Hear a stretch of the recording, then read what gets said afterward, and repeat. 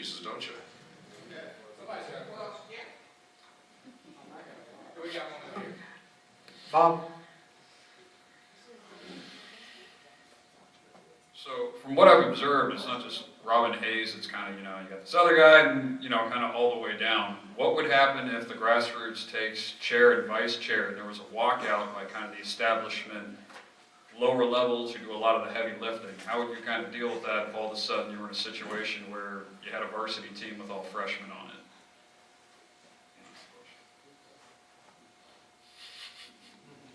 I won't get every one of your phone numbers and email addresses. Because I just found my party. The GOP. I've got those. Halfway joking, but halfway serious too. I mean, that would be really interesting. Because, we would see, I'll be honest, to use the Majors analogy, I'd be looking at a lot of captains right here in the room, a lot of, chiefs in the Indian analogy, and y'all are going to be, expected to go out and recruit your tribe and recruit your division, unit, to get out there and start doing the work because, we gotta, God, I hate saying this, but we got an election in November. For those of you that aren't aware of it, for a lot of the municipalities here in North Carolina, we have another election in November of 2014, which is going to include senator. Trying to find somebody to go against Kay Hagan, and that's where we need to get. We would need to come up to speed real quick. I would venture to say Major Dave and I myself both have pretty good Rolodexes of people that can come into town and do some training to get the people active, to get the people to understand what they're doing. And I think in some ways it would be a real interesting thing, just like it is in the General Assembly here in North Carolina, to find out what a team that doesn't have any historical memory of the way things are done could and would accomplish. So. But honestly, Facebook, social media, recruit my tush off.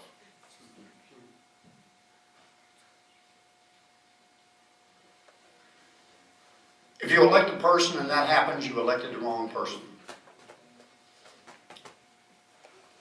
The T, like I said, the T can't put enough delegates on the floor. None of the single issue groups can. It takes everybody. Any person running for state chair who thinks they can and should do it without the support of the mainstream of the party has already insulted the mainstream of the party as far as I'm concerned. The key is in building that coalition, building that honest dialogue between all the parties so that the division does not occur. Who best offers that possibility to the party is the question that each of you needs to answer. And I don't presume that the ultimate candidate is even in this room today. There have been numerous other names mentioned. That's why between now and June, I'm not going to change. I'm not going into campaign mode. Because the last thing I want to start looking like is a politician. I'm out there on the ground with you guys at the events. I'm already booked to do sound and video for some of the other events coming up this spring. Because that's where my heart is and that's where my passion is. Because I know that's where the real difference is made, is on the ground, out there. Everything I've done in the last 2 years has been to help your groups do what you do cheaper and better. That's the contribution I can make. I can't write you a $500 check, but I can sure keep your group from having to write one to go run a sound system. That's me. That's the contribution I can make. And I have a lot of skills in my kit bag because I have served up there at that higher level. But frankly, I like being a retired grandpa. I'm not looking for a job. I'm not in need of a paycheck. If I get a job, you better believe I'm going to get a paycheck with it. But the bottom line is that who that person represents at that level should not cause that kind of division. If they do, you elected the wrong person. Steve? I'd like to hear both of your comments and analysis on why in the most recent election, the so-called 8 swing states that were identified, that North Carolina was the only state to not vote for Barack Obama and the only state to essentially go conservative.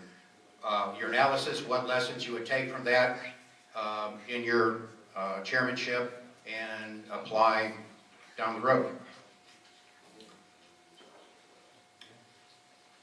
North Carolina benefited in November from the, I can't say backlash, but from the continuing results of the vote in May.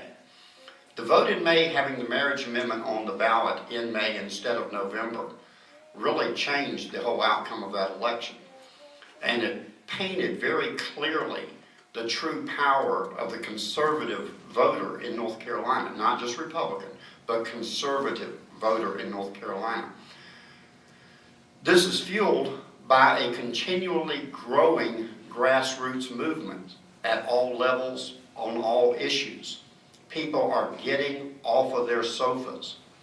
The biggest challenge to the grassroots leadership, and yes, even to the party leadership, is going to be managing that new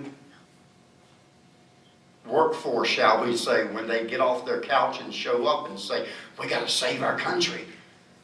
The last thing you can do is look at them and say, well, where have you been for the last 2 years?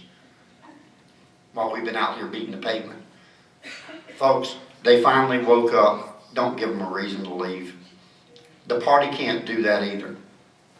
The party needs to recognize that the GOP itself is not going to win an election. With 43% of the state being Republicans, that's not a majority of anything.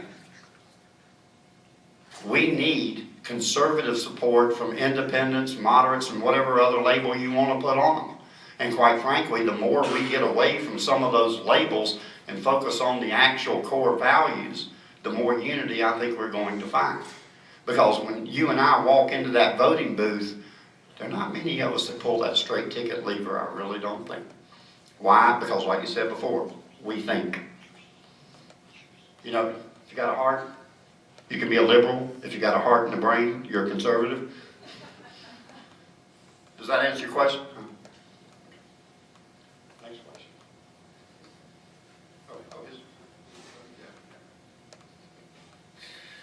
I think North Carolina benefited from a lot of factors. One of which was the marriage amendment. I think the second one of which is here within North Carolina, the Democratic Party did a fairly good job of imploding on their own. Beverly Perdue deciding not to run until February cost whoever was going to replace, whether it was Walter Dalton or anybody else, 3 or 4 months of fundraising. So he couldn't come up to the fact that McCory was running for 4 years prior. You know, he did a lot of fundraising there as well. So I think that was a factor. I got a compliment, and I will always compliment Dan Forrest's effort in getting the homeschoolers out in force. We had a lot of grassroots people that got out there and knocked on doors and made the phone calls.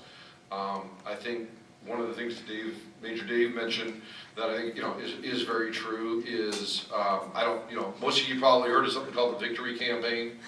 I had conversations with several people from the Victory Campaign, and still to this day cannot get a satisfactory answer as to why nobody asked what's your email address. So that maybe when we're trying to get out, a fundraising newsletter or even start a newsletter to inform the base, one of the things I'd like to do is have a GOP newsletter, that we'd have a database to start with. That's where I come from, IT field, that we'd have a starting database that we could start working so we can do what Barack Obama did between 2008 and 2012. He had, I think, 1 or 2 offices, at least one I'm sure of, in Charlotte that never closed. They worked for 4 years recruiting people. They were in they were in the school. Now I got to tell you, in 2012, I didn't see all of the chalk outlines in the college talking about voting for Barack Obama that I saw in 2008. And I think all of these things came together to give us a win. I think we fielded a lot of good candidates for a lot of it.